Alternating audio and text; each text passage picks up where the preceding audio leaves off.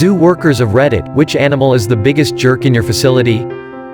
Ex-zookeeper here. Orangutans are super smart, super strong, and super jerks. Well, some are. We had a female who, if you were standing in front of her indoor enclosure, would spit and hit you in the mouth every damn time. And grin. She grinned so big when it happened. Lesson learned. I heard about one who fashioned a key from a piece of wire and would pick the lock on her cage and go scampering merrily about the place.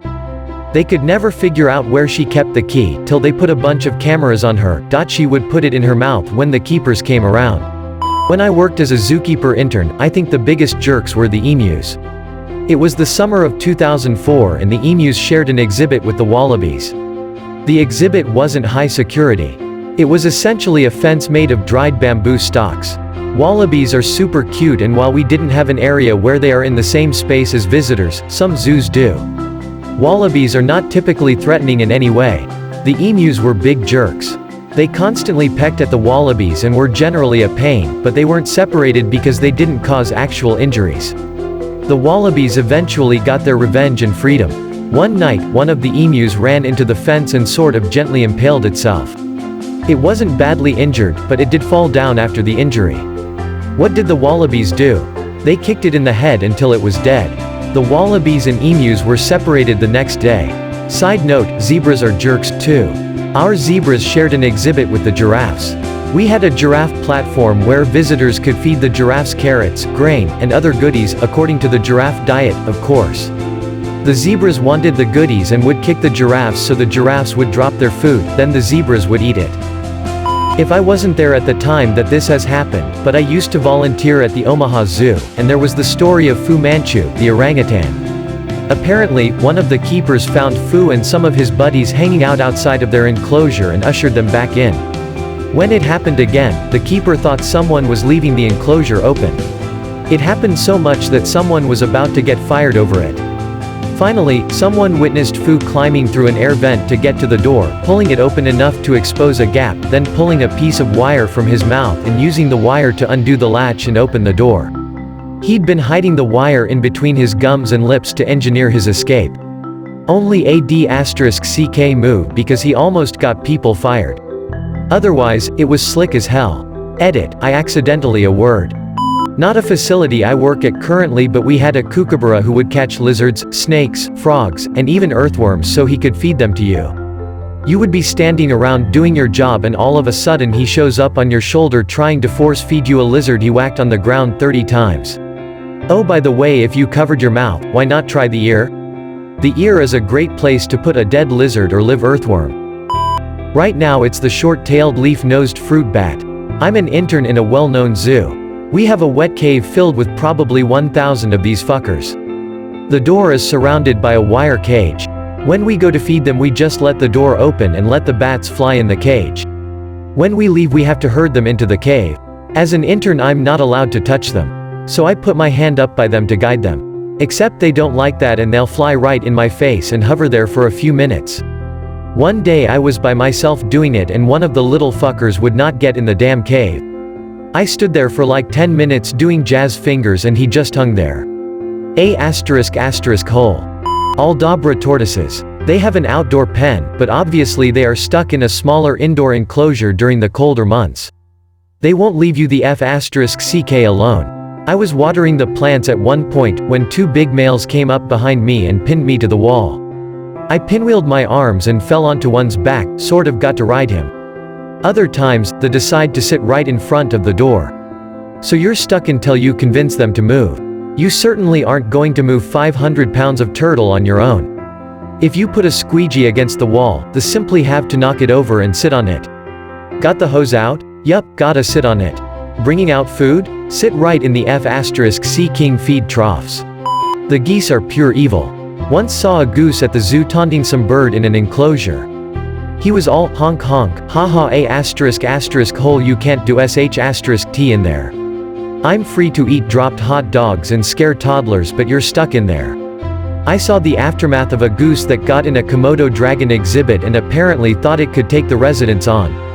The zookeeper was mildly amused when she explained why the exhibit was closed for cleaning and mentioned geese are ***CKS so it deserved it.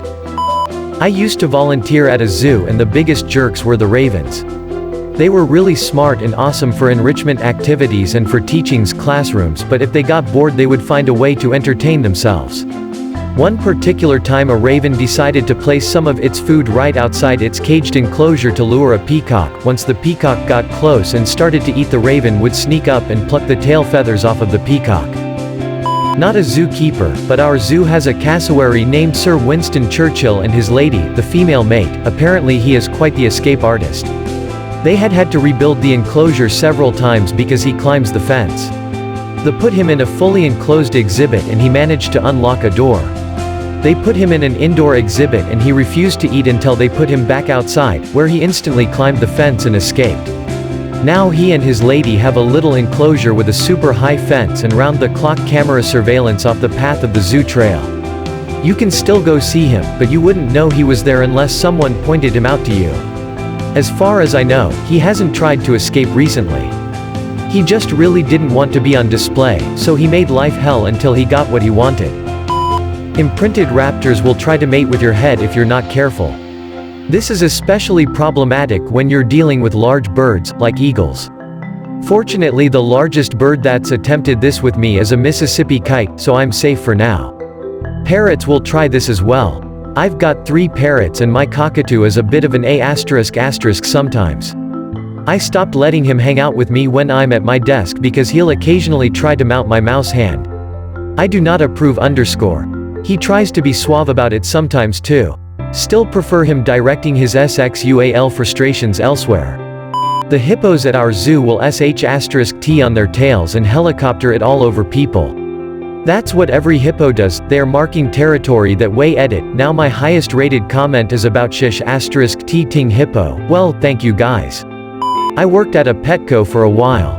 Soccer moms. Monkeys. Definitely the monkeys. They are cunning, fast and incredibly strong for their size. And they would find any opportunity to mess with you. Ironically, we had an enormous tiger that had been part of a circus, and while it weighed a couple of 100 pounds and could have *read you with just a swat of its paw, really just wanted to be petted. It was more likely you would be crushed when it pushed its head against you for a good scruffing. I work with squirrel monkeys, and I go in there with a little bowl of live mealworms for training purposes. One day one particular monkey was being fairly grabby, reaching for my hair and whatnot. I had closed up their cage and was getting ready to leave when I noticed I hadn't slid a hatch shut.